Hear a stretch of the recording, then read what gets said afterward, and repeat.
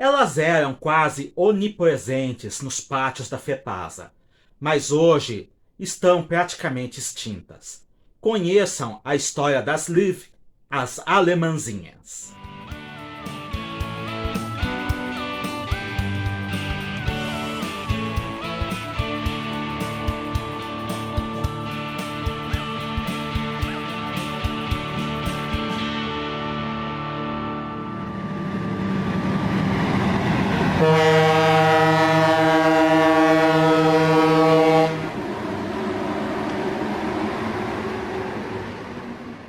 E aí pessoal, tudo bem? Antes de mais nada, considere se inscrever no canal se você ainda não é inscrito, ativar o sininho das notificações e se gostar deste vídeo, deixe seu like, pois isso fortalece bastante nossas atividades. Lembrando, nós temos vídeos novos todos os domingos às 17 horas e às vezes de quarta-feira também. Em 1965, as 6 grandes ferrovias controladas pelo governo do estado de São Paulo tinham um grande problema em comum: o atraso no processo da substituição de suas antigas locomotivas a vapor por modernas locomotivas elétricas ou diesel. De uma forma ou de outra, todas as empresas ainda tinham velhas locomotivas a vapor em operação em suas frotas. As mais novas dessas locomotivas já contavam com 30 anos de fabricação e, em alguns casos, as locomotivas alcançavam 70, 80 anos de operação.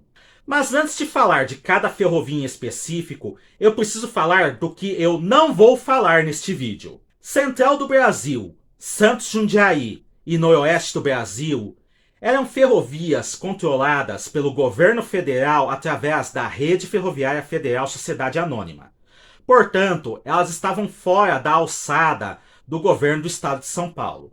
E basta dizer que o processo de substituição de sua frota estava bastante adiantado naquele momento. Já Araraquarense e Paulista tinham linhas de bitola larga, de que nós trataremos neste vídeo, e de bitola métrica, que, no caso de ambas as ferrovias, tinham tido seu processo de dieselização paralisado pelo governo de São Paulo já no início da década de 1960, pois o GESP já havia determinado que a grande maioria, para não falar todos, os ramais de bitola métrica dessas empresas seriam extintos, o que de fato ocorreu até 1969, com uma exceção.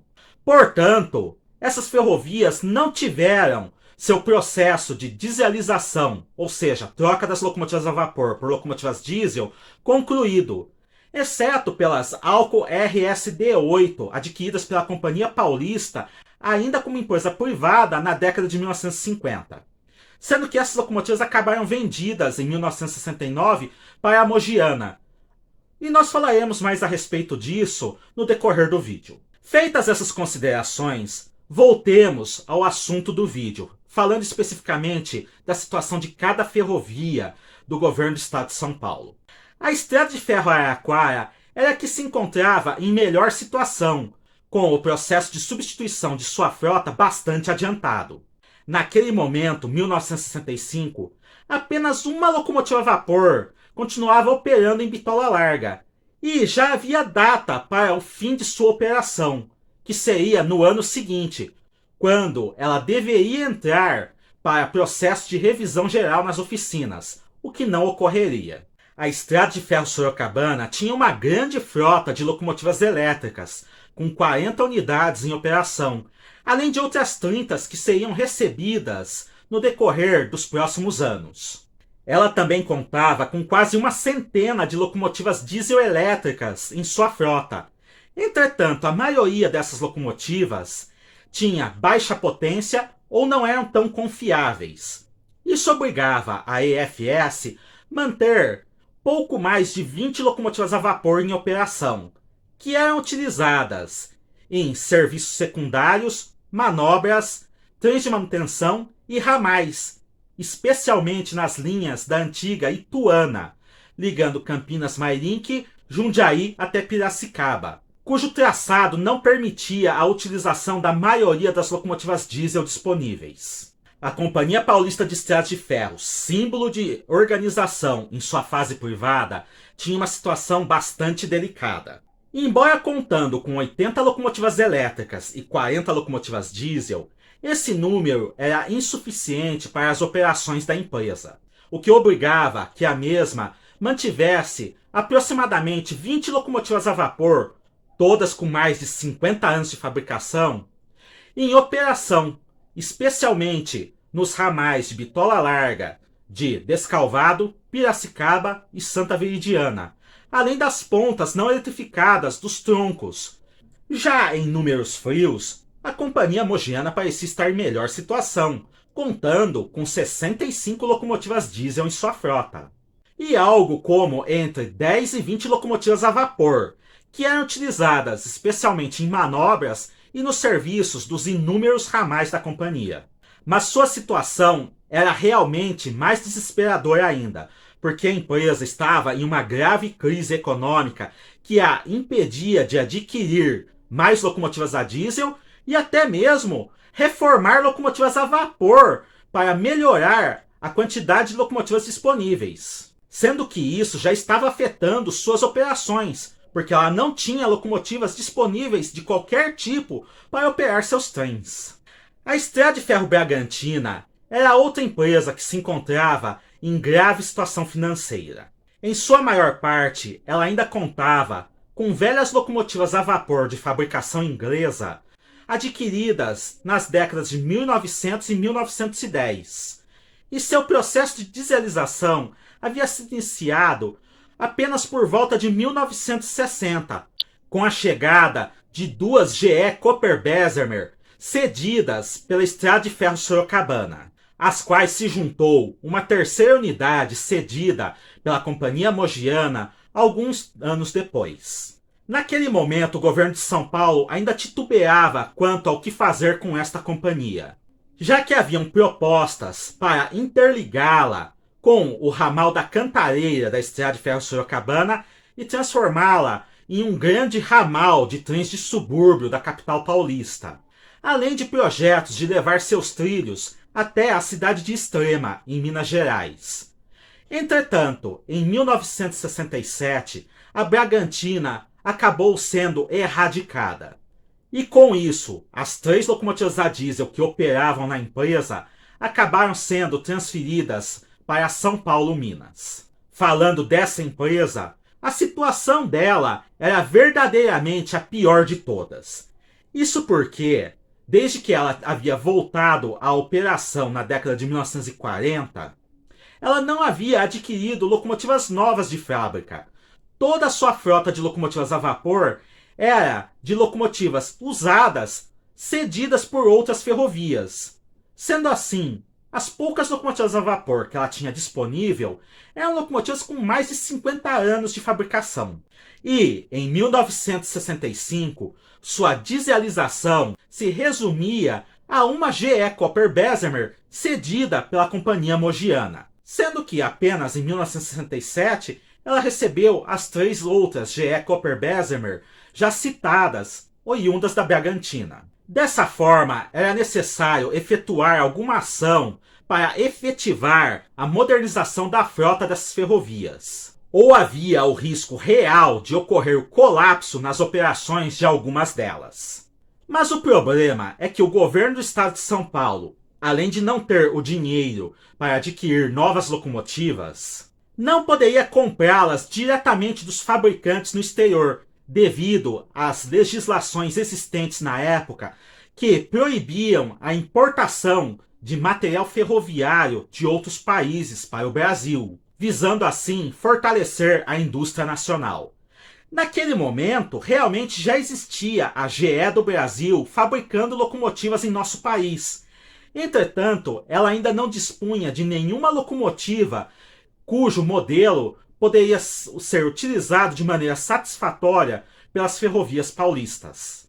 Sendo assim, foi necessário esperar uma janela de oportunidades internacional para realizar a compra, o que ocorreu em 1966. Naquele ano, com o aval do governo federal, o GESP vendeu grandes quantidades de café para a então Alemanha Oriental. país do bloco socialista que era especializado em construir maquinários de grande porte, incluindo locomotivas. Dessa forma, o pagamento por tal negócio acabou sendo realizado com a encomenda de 83 locomotivas dieselétricas para as ferrovias paulistas, sendo que essas locomotivas seriam construídas pelo tradicional fabricante Liv. A Liv, cuja pronúncia correta é Lev, e cujo significado vai estar aparecendo aqui na tela, porque eu não vou arriscar falar isso em alemão, foi fundada em 1910 como um fabricante de isoladores cerâmicos. Em 1915 passou a fabricar locomotivas dieselétricas sob o nome AEG e em 1931 adquiriu a tradicional fabricante Borsig. Refundada após a guerra em 1947 como uma empresa estatal, passou a fabricar grandes quantidades de locomotivas para os países da Europa Oriental e do Bloco Socialista. Ela foi a única fabricante de locomotivas da Alemanha Oriental e atualmente pertence à Bombardier Transportation, embora não utilize mais o nome Lev.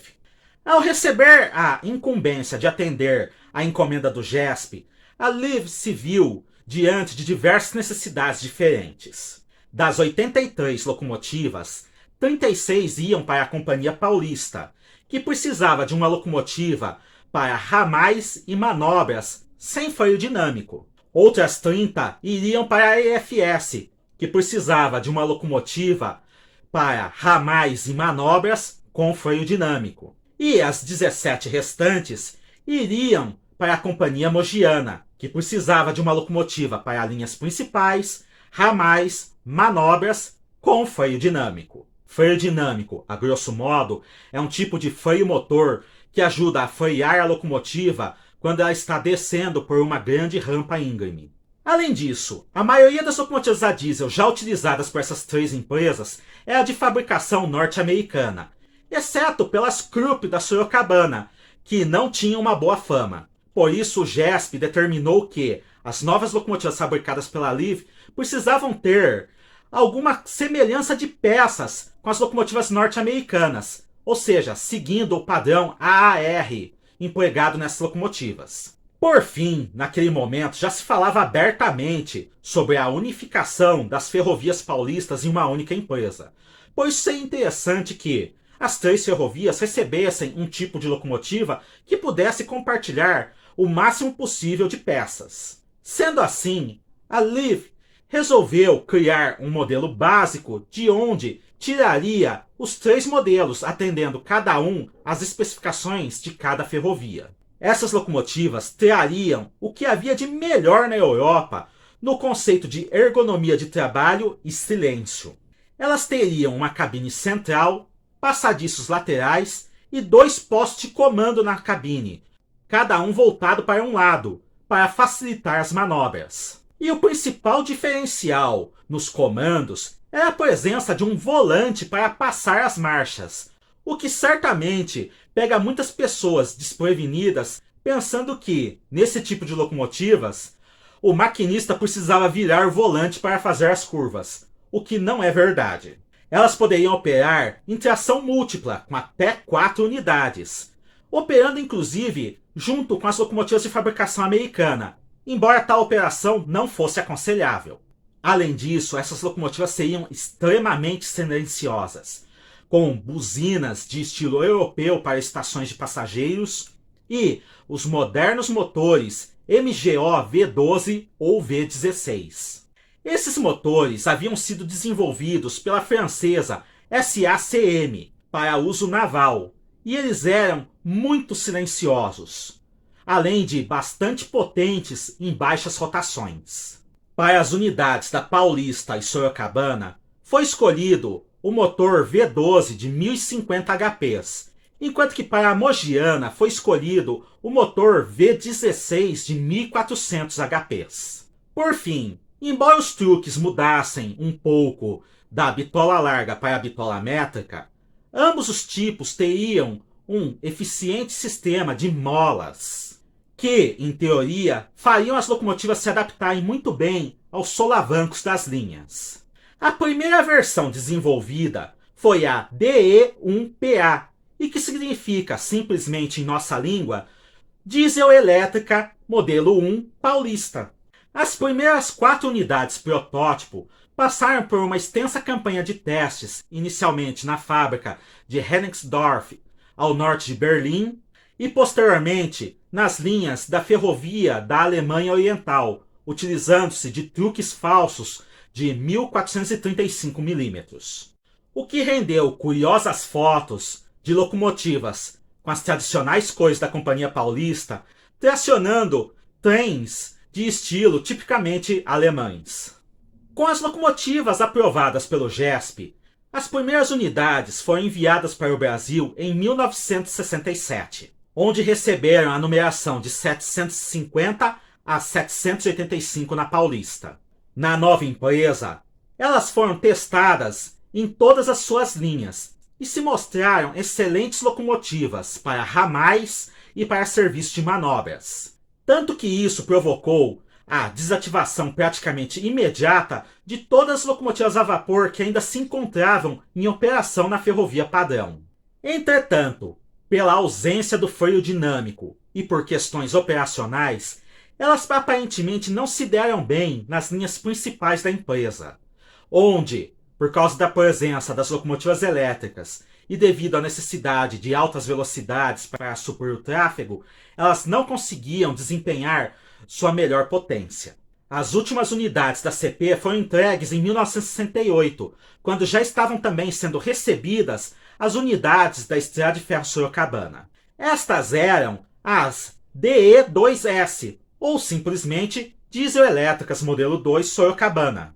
Com basicamente as mesmas dimensões das unidades da CPEF e contando com a presença do freio dinâmico, as unidades da Sorocabana tinham modificações nas entradas de ar, incluindo novas entradas de ar no lado mais curto, além da presença dos truques de bitola métrica. Elas também começaram a ser entregues no final de 1967, com as últimas chegando mais ou menos no final de 1968. E também se mostraram excelentes locomotivas para manobras e ramais.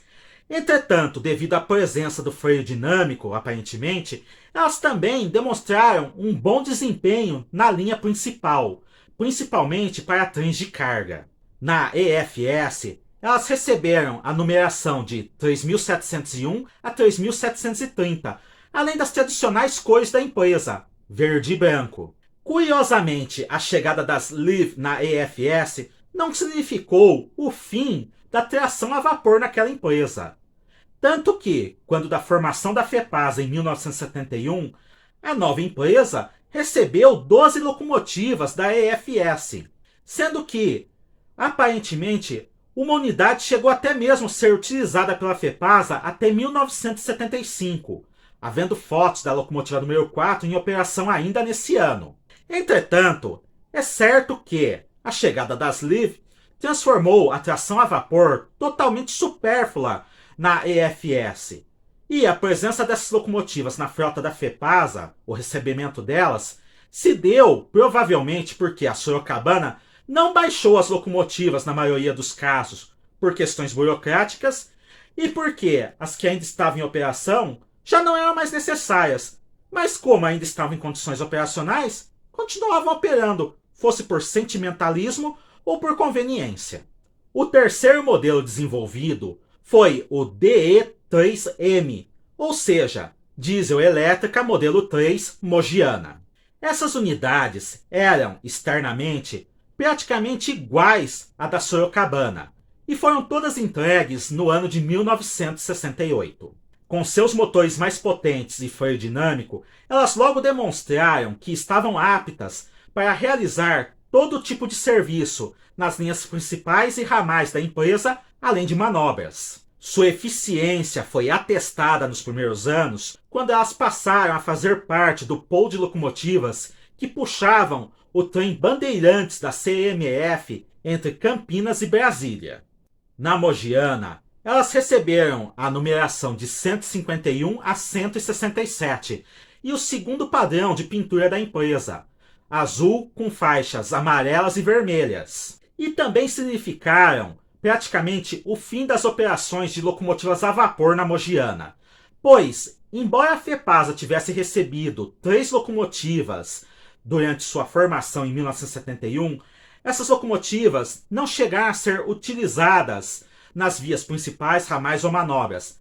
Elas já eram utilizadas apenas como caldeiras estáticas nas oficinas para gerar vapor. Em 1970, ocorreu uma troca de locomotivas entre Mogiana e Paulista. No ano anterior, a CP havia vendido suas Alco RSD-8 para a CM, mas isso fez com que a Ferrovia Padrão ficasse sem locomotivas de bitola métrica para manobrar nos pátios de Campinas e Bauru, onde ela se entroncava com Mogiana e Sorocabana, e onde ela tinha a necessidade, às vezes, de manobrar veículos de bitola métrica dentro de suas linhas de bitola larga, ou seja, linhas de bitola mista. Como agora a Mogiana tinha uma quantidade suficiente de locomotivas dieselétricas, o GESP triangulou para que a mesma cedesse 3 DE3M para a Companhia Paulista,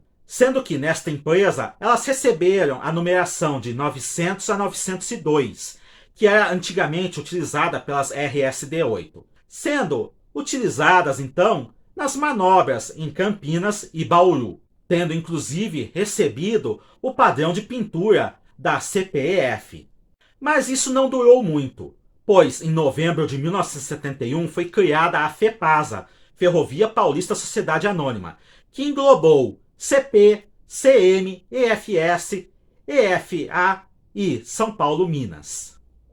Por falar nessas duas últimas empresas, a Araquarense e São Paulo Minas, as livres de bitola larga da CP foram utilizadas nas linhas da Araquarense, especialmente em manobras e trens de carga, pois entre 1967 e 1971 a Araquarense foi administrada pela Companhia Paulista. Já a São Paulo Minas acabou recebendo mais uma Cooper Bessemer da Mogiana em 1969, o que facilitou a desativação de todas as locomotivas a vapor que ainda estavam em operação naquela empresa. Os ferroviários, tanto das 5 empresas originais quanto da FEPASA, estimavam bastante as LIV, considerando-as boas locomotivas. E devido à origem das locomotivas, eles rapidamente as apelidaram de alemãzinhas, apelido que, inclusive, eu as conheci em minha infância, pois ninguém as chamava de LIV.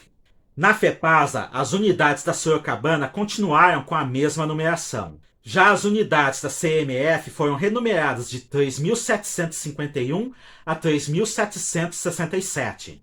E as unidades da CPEF foram renumeradas de 7.761 a 7.796. Na nova empresa, as alemãzinhas continuaram operando em suas mesmas funções, sem maiores problemas, até por volta de 1975.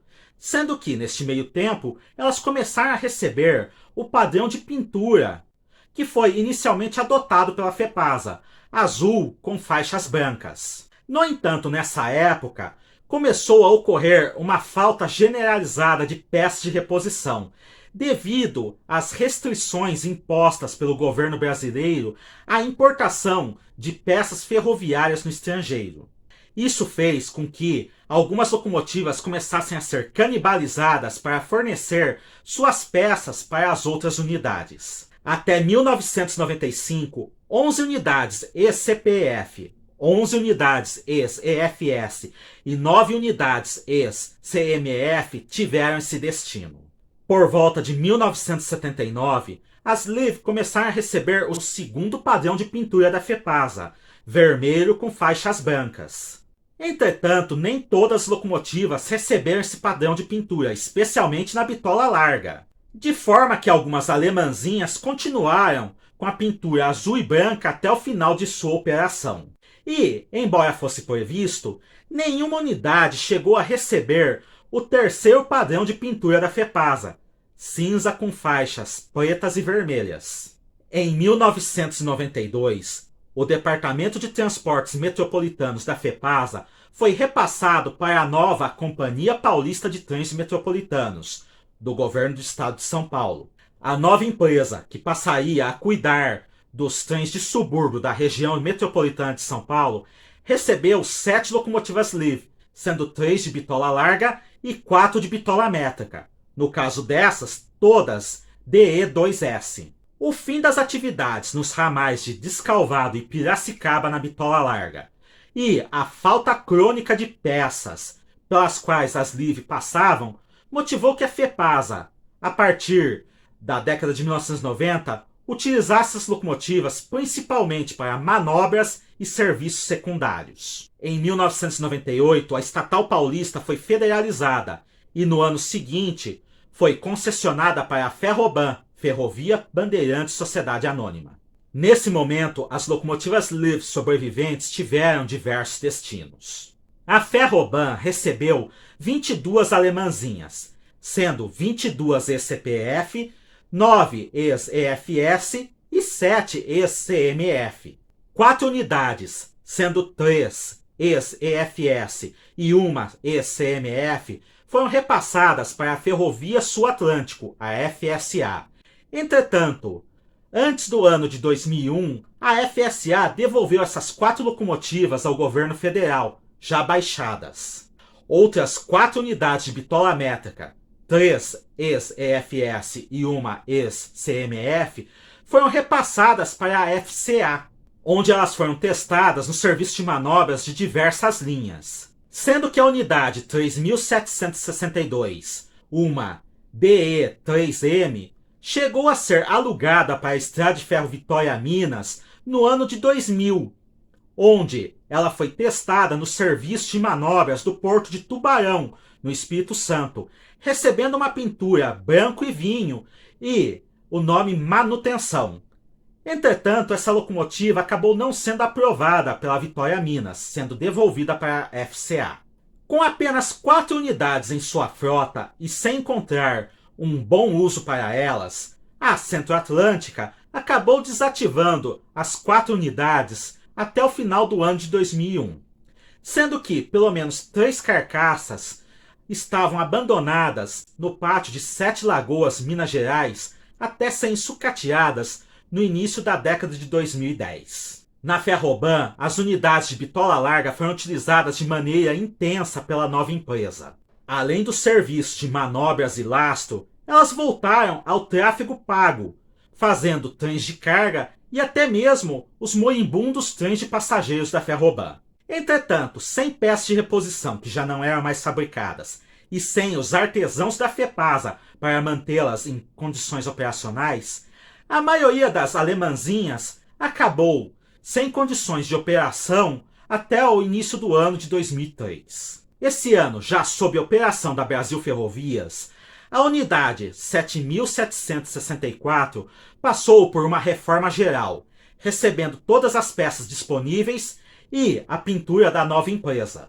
Com suas cores verde e amarela, ela foi destacada para as manobras nas oficinas de Araraquara, Campinas e Rio Claro, sendo que ela operou até o ano de 2005, quando uma falha catastrófica em seu motor fez com que ela fosse paralisada.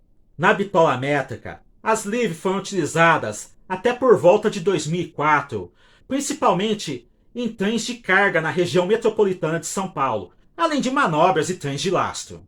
Mas nesse ano, apenas 2 DE2S continuavam em operação, as unidades 3.709 e 3.712.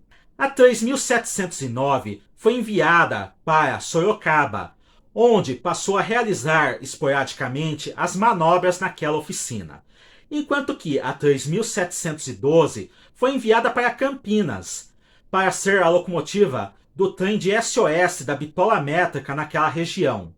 Entretanto, poucos meses depois, ela acabou sendo paralisada. Com isso, restavam apenas as unidades da CPTM e a 3.709 em operação no ano de 2006.